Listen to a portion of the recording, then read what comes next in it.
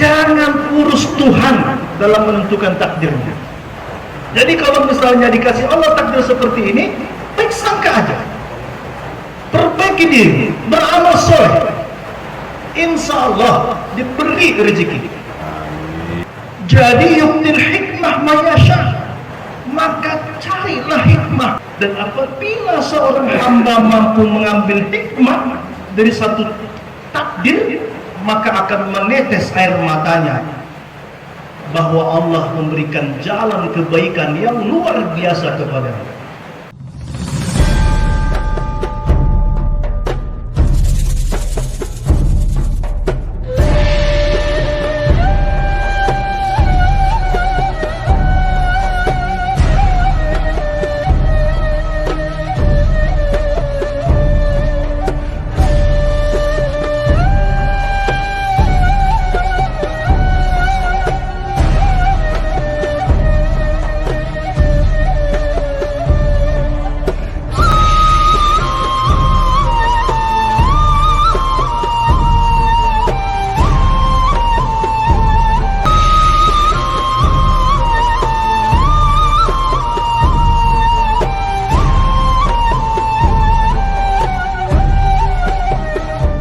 Alangkah bodohnya ada orang mengharapkan sesuatu terjadi yang itu belum dikehendaki oleh Allah.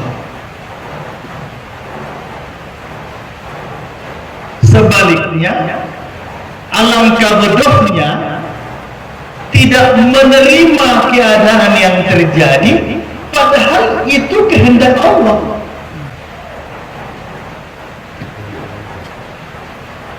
Tahu-tahu dapat kabar meninggal suaminya, dia berontak, padahal itu ketentuan Allah. Jadi katanya alangkah bodohnya orang yang tidak menerima keadaan terjadi padahal itu kehendak Allah. Dan alangkah bodohnya orang mengharapkan sesuatu terjadi padahal Allah belum mengkehendaki. Ya Allah, kepinginlah aku dapat uang 1 miliar. Kepingin aku ya Allah hari dapat mobil. Kepingin aku ya Allah hari ini dapat pekerjaan. Padahal Allah sedang menempatkan dia pada kondisi yang berbeda.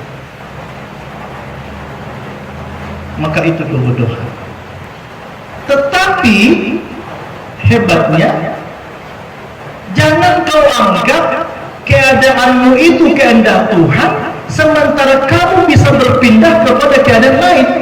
Ayolah Tuhan mengaji, enaknya mengaji, adanya sedekah makanan, adanya mobil, di sana sholat berjamaah. Belum ada takdir Tuhan. Tuhan masih menginginkan aku di sini main catur. Nah, itu kebodohan itu. Kalau sudah sampai diberikan Allah kepada satu makom, jangan kau minta makom yang lain. Misalnya, tengok Tuhan itu cuma beramal-beramalnya aku tengok, tapi adanya rezekinya. Sementara aku sudah pontang-panting ke sana kemari, gini-gini aja. Itu kebodohan itu. Jadi yuktil hikmah mayasya, maka carilah hikmah atas keadaanmu setelah kau berikhtiar berbuat baik di satu keadaan. Jadi bukan berarti jumut ya, tidak berarti kenapa kau kena tabrak, aku udah takdir. Jangan, ya kalau di pinggir pasar kena tabrak lah di tengah jalan. Tapi kalau sudah hati-hati tetapi juga ditabrak, takdir Tuhan. Dan ambil hikmah. Oh jangan-jangan begini cara Allah supaya aku bertaubat. Ambil hikmah. Dan apabila seorang hamba mampu mengambil hikmah dari satu takdir, maka akan menetes air matanya bahwa Allah memberikan jalan kebaikan yang luar biasa kepadanya. Jadi maksud saya Bapak Ibu, jangan urus Tuhan dalam menentukan takdirnya. Jadi kalau misalnya dikasih Allah takdir seperti ini, baik sangka aja, perbaiki diri, beramal soleh, insya Allah diberi rezeki. Jangan tuntut sesuatu terjadi kalau belum waktunya.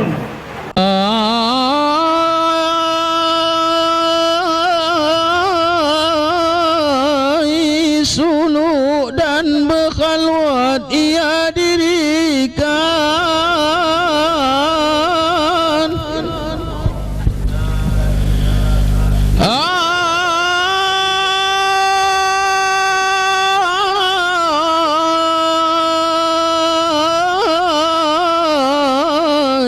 Suluk dan berkhalwat ia dirikan.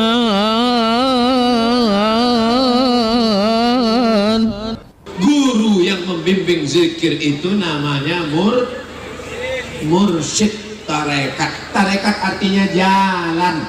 Maka datang belajar zikir kepada Tuan Guru Sa'ban Raja Guguk TGB, Tuan Guru Batak.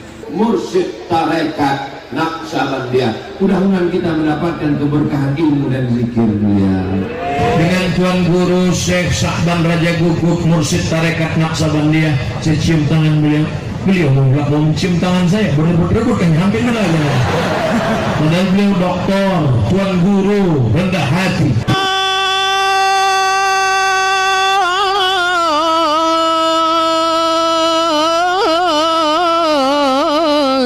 Suluk dan berkhalwat ia dirikan.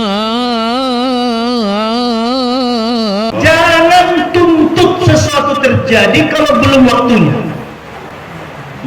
Sama dengan ada seorang hamba itu dibuat Allah makom tajrid, ada asbab.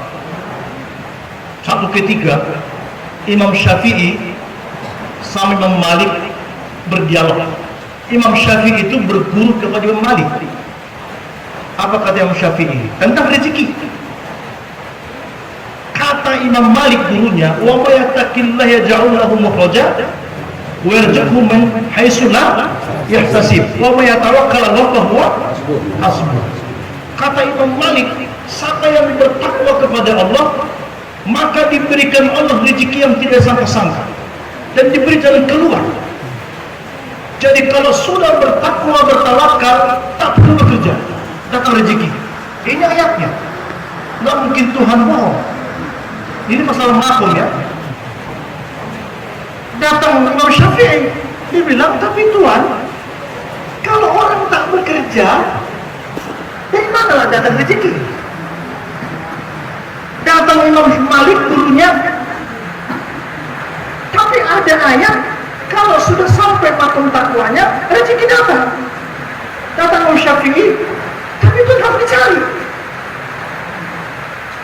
Datang Imam Malik, burung saja itu keluar dari sarangnya, kami jamin Allah rezekinya. Datang Imam Syafi'i, tapi kan Tuan burung kan keluar, tetap juga mencari, bukan datang katanya kan?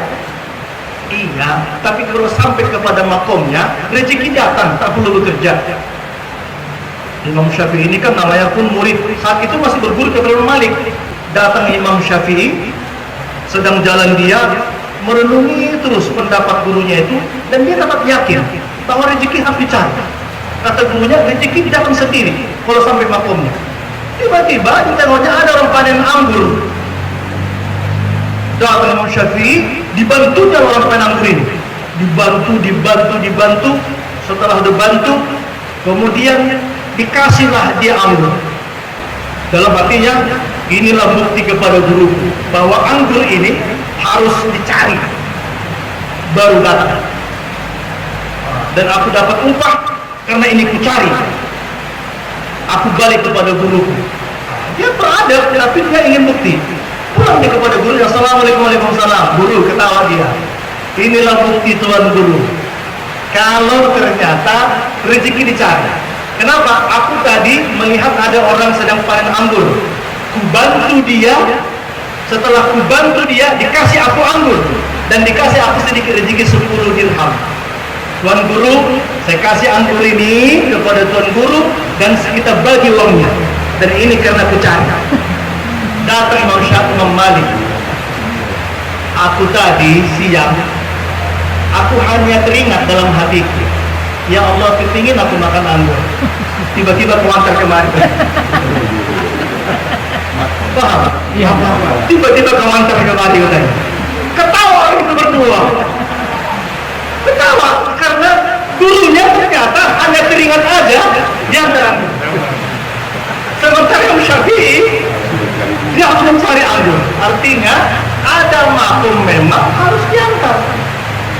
Jadi tajrid itu sudah diberikan Allah, begitu makum jangan lagi mencari makum lain.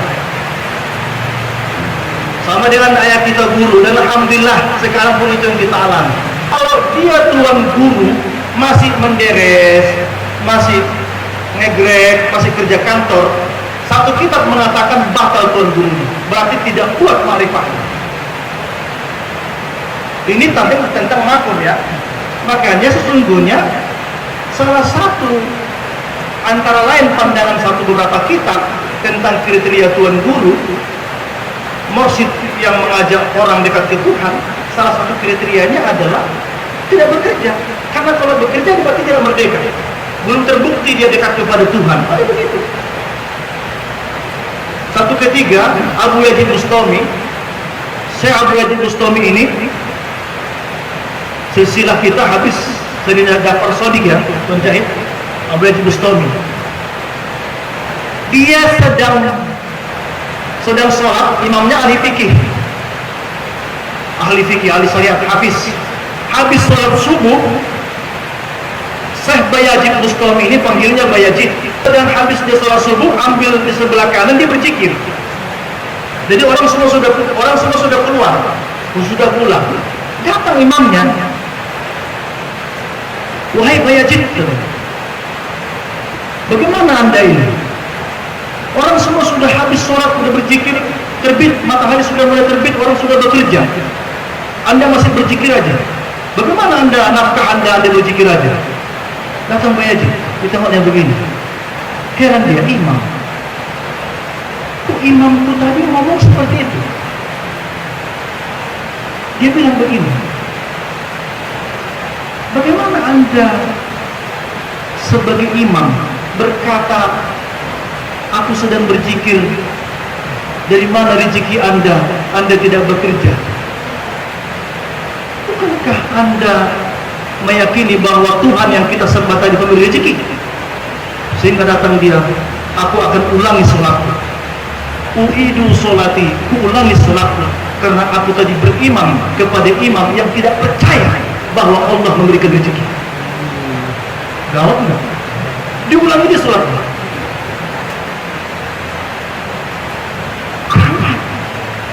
Karena makom dia sampai ke sana.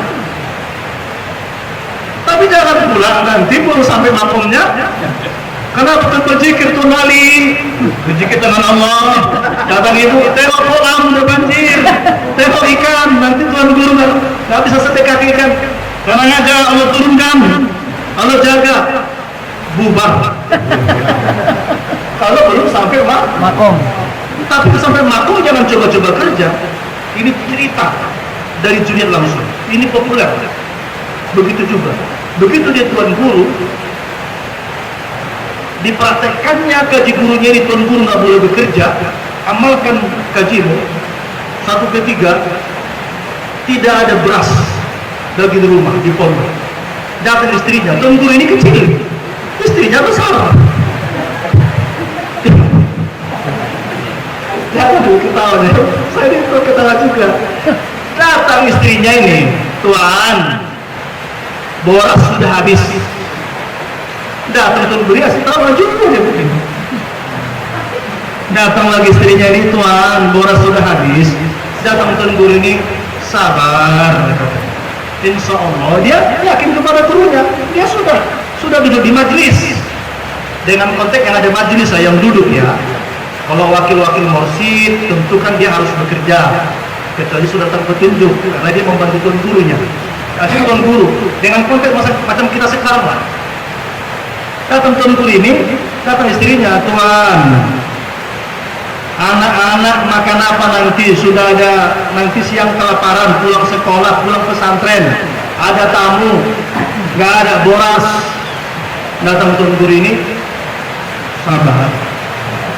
Sudah mau jam 11. Ini kisahnya apa loh? Sudah jam 11, datang lagi istrinya ini, Tuan,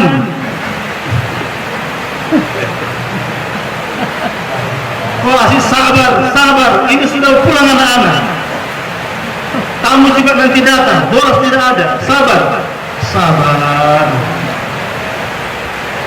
Memang ternyata banyaknya wali-wali ini cobaannya istri. Karena memang ada juga wali ini diangkat Tuhan jadi wali karena istrinya cerewet. Ada. Asik cereweti aja sabar jadi wali. Jadi Tuhan sabar. Udah mau jam tengah 12 datang istrinya ini kan besar badannya, sedang tawaju lah suaminya ini. Asik sabar. Kau bilang diangkat ke suaminya ini. Diangkat, dibanting ke bawah. Diangkat. Katanya. Saat itu berdoalah suaminya ini.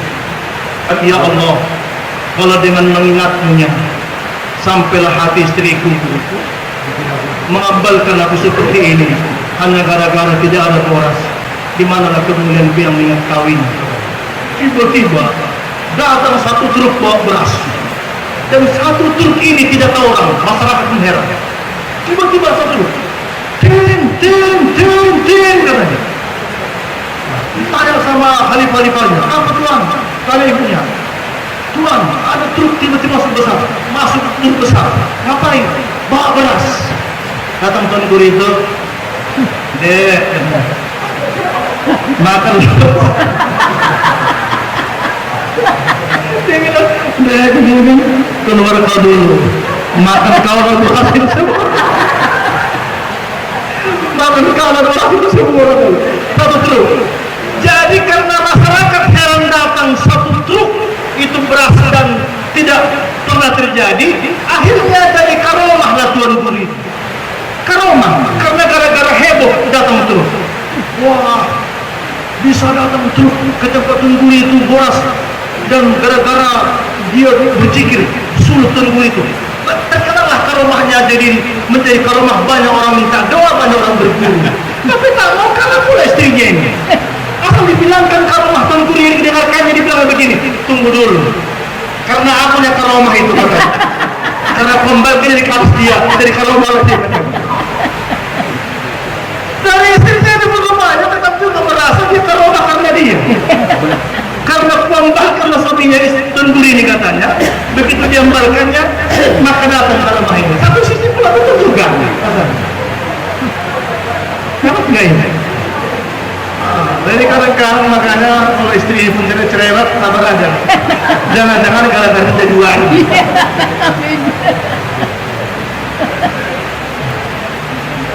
Bapak Ibu yang dirahmati Allah, jadi inilah makna daripada memahami takdir Allah. Mudah-mudahan kita semua dirahmati Allah. Mayaluni fi ghara'i, yang ditangiskan. Saya bilang dalam hatiku, ya Allah, aku tahu tadi hujan datang. Kubayangkanlah Bapak Ibu datang naik mobil kemari. Ya Allah, karena rindulah hamba-Mu ini kepada Engkau. Karena rindulah hamba-Mu ini datang kepada majelis ini, rindu kepada Nabi-Mu. Ya Allah, kalau Engkau maha melihat keadaan ini, dalam keadaan hujan mereka datang, maka ampunkanlah kami, ampunkanlah mereka. Mereka datang ke majelis ini tentu dengan sulit, hujan datang, hujan deras,